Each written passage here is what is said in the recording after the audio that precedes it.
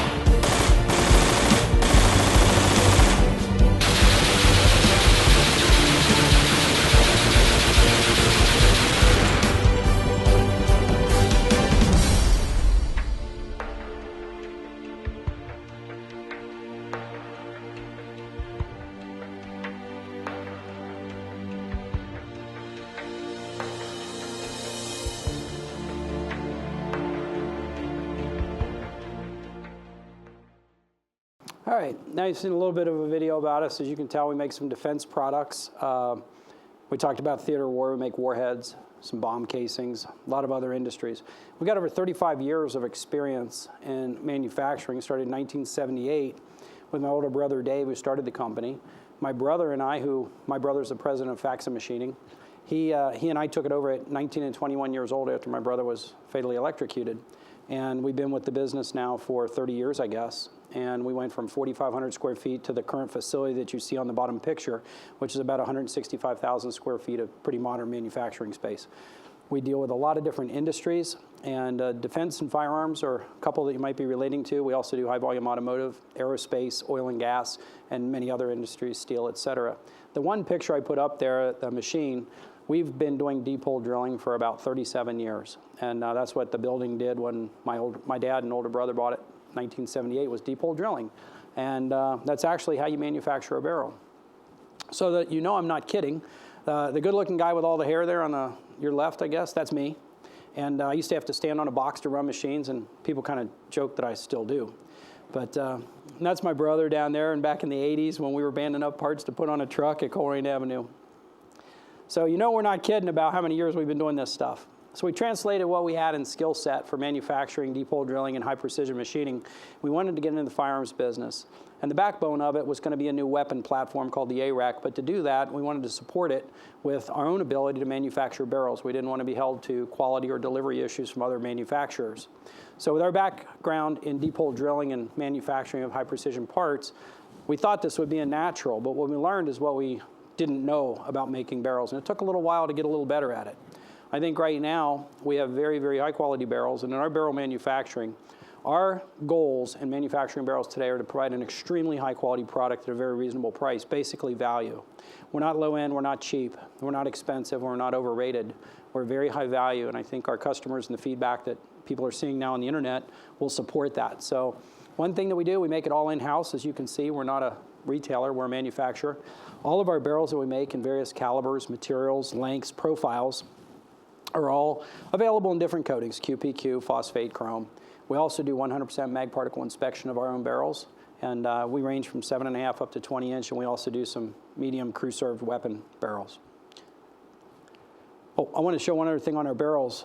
I told you our phrase, manufacturing strategic solutions to tactical problems. One of the problems that people have today is there's a lot of variation in the barrels that people are using in the same type of platform, 5.56, 7.62, 300 blackout, et cetera. The wrong bullets in the wrong barrels can be a problem. So one thing we do when we manufacture our barrels, we put identification bands at the muzzle. There are no identification bands for the standard, which would be the 5.56 and the 308. But for the same weapon platform that uses a 7.62 and a 300, we have one band for the 7.62 and 3 visible bands for the 300 blackout, so that even at night you could feel the barrel and tell what caliber it is, and you can also readily see it. Now this is the platform that we started the firearms business in. It's called the ARAK weapon system. We started with the ARAK-21 and we expanded to the ARAK-31. Basically what we tried to do, and I think we've accomplished, is taking the best features of both the AR-15 and the AK-47 and combine them. And a lot of people have said, hey, why didn't somebody do this sooner? I don't know. But our goal was to create a product that would serve someone a little better or a little differently than what is out there now. It's not that the AK is bad or the AR is bad. They're both great weapons, obviously. What we try to do is provide a third option, and that third option is called ARAK. For an ARAK system, there's a lot of differences. It's not just an AR-15 with a new quick detach or a new angle or a new chamfer. It's a totally new designed upper receiver for an AR-15 platform. It fits on an AR-15 lower. It's made out of a monolithic billet aluminum block. It starts at over 10 pounds, ends up around 1 pound. It uses a long stroke gas piston system for reliable operation with a multiple gas setting. You can even turn the gas off and use it as a single shot. One of the nice things about this weapon is it has a 15-inch integral Picatinny rail on top for all the weapon or the optics that you want to mount on this weapon. So the barrel's slave to that entire upper Picatinny, and it's one solid monolithic piece. There is no forearm that flexes on this. The other thing we did, it has a forward charging handle that's ambidextrous, spring return, foldable, and non-reciprocating. One of our new models now has 2. It has a backup for a main battle rifle. So this bolt carrier rides on hardened steel rails, and it has a long stroke piston, so there is no carrier tilt, there is no wear. They're QPQ nitride coated rails. A very modular system. The barrels are interchangeable in about 2 minutes with 1 Allen wrench. You can do it in the field. And the barrels will allow you to use different lengths, applications, or more importantly, calibers. This is a diagram of how the upper receiver actually functions. And what you can see, I think I got a little laser here. All right, this is the monolithic upper receiver with the Picatinny rail that's integral. This is the carrier where these steel rails here are where the carrier rides, and the piston seats up in the barrel assembly unit here. So the barrel assembly unit includes the muzzle brake, the barrel, the gas block, the gas adjuster, the gas tube, and the trunnion. This whole system here is what we call a BAU, or barrel assembly unit. It can be changed out in the weapon in less than 2 minutes with 1 Allen wrench. Simply removing this lower with these 6 screws that are held captive, you can slide it out and back in. The other unique features about this weapon are the bolt is not a standard AR-15 bolt. It's a new bolt. We call it Model 39. It's involute, not square. It has 2 ejector pins, not 1. It's, and it works in both right and left-hand configurations of our weapon system. We have both right-hand, left-hand, and now we have some that are truly ambidextrous upper receivers. The other thing that's interesting about the 21 series is it has a dual forward recoil spring system. The 31 has a single, but on the 21, the dual forward recoil spring system has a non-linear curve, so it ramps up the spring pressure at the very end of the stroke and really mitigates any of the feel that you feel from the recoil of the weapon. And this is the charging block and the handle in the front. So this is basically the system. This is one of our big announcements for SHOT 2015. It's the ARAK-31. To our understanding, this is the first fully ambidextrous battle rifle that's been made. And by ambidextrous, I mean slide release, safety, mag release, and shell ejection port. This bolt and this rifle will function in both right and left-hand configurations, and by removing a cover plate and putting another one on, rotating the bolt 180 degrees, you can turn the rifle between right and left hand in a matter of a minute or so. This has all the same features of the ARAK platform. This is one of the things we're trying to introduce to people is they think AR, they think AK, they need to think ARAK. And ARAK is separate, it is different, it is not either of the other two. It is a combination of new system. It's very highly modular. If you look at this, we are compatible with the DPMS style lowers. We do integrate the MuzzLok system on the front of this one. There was another element. We had some issues with the gas block, so we modified it. It's not removable in the field until you actually pull a pin so that you can't accidentally lose the gas adjuster. This rifle in a 308 also allows for truly a pistol version or a folding stock. There is no need for a rear buffer spring. There is no need for the buffer tube. So if you want to fold the stock, it is operational that way. These are coming supplied with the Battle Arms selector, the Hyperfire triggers, the B5 stocks, and again, you can do this with folded stock. The other thing on all of our receivers that we make, lower receivers, we wire cut the mag well. They're expanded at the bottom in the width, and they also have a dual angle on it. We go with a 45 and then a 10 degree to break the edge where you enter a magazine into it. The 31 battle rifle comes out in calibers 308, 6.5 Creedmoor will be coming soon. It does fit the DPMS 308 lowers. It can be bought as an upper receiver and pinned on an existing lower. It can be bought as a complete rifle. Comes in at 9 pounds unloaded with an 18-inch medium barrel. You can read some of the other specs, but basically it's a pretty decent little 308 forward charging handle. It's very, very convenient to use. It's coming out at $24.99 in a single barrel, and the receiver can be bought for $18.99. We'll be shipping in the second quarter of 2015, and we're accepting pre-orders now. And as you notice in the bottom, all of our products, and I'll say this a few times before I'm done, they're all 100% made in the USA. We make all the parts in-house except for a few springs and small pieces we buy out. This is a little bit of a slide that goes back to the ARAK-21 and the ARAK-21 XRS rifle, which are the main products that we started with initially. And that was the 5.56 platform that came out with 5.56 and 300 blackout. Now we've added another one. I'll show you in another slide. But basically, this allows for a multi-configuration platform that will allow you anything from close quarter combat to 300 blackout hunting to 7.62 now. So optics-wise, configuration-wise, barrel-wise, even left-hand, right-hand, this is truly a totally modular weapon system. This is our new announcement. It's shot as well. We've kind of got a big year for new products. It's a 7.62 by 39 caliber. This is adaptable to all the current ARAK-21 models that are out there.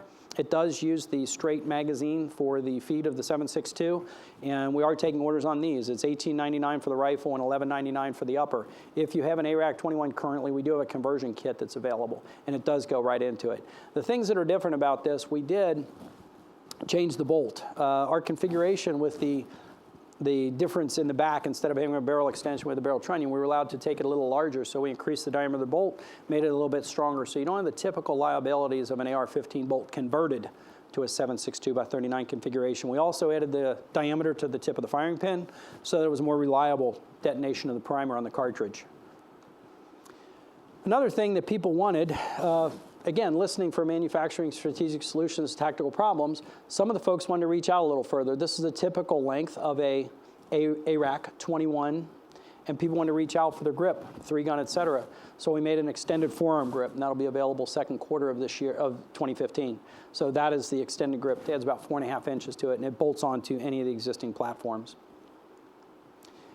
This is just a slide here, and I think this is something I find near and dear. There's a lot of large companies out there, and there's a lot of competition, but we try to find ourselves being different through innovation and creativity.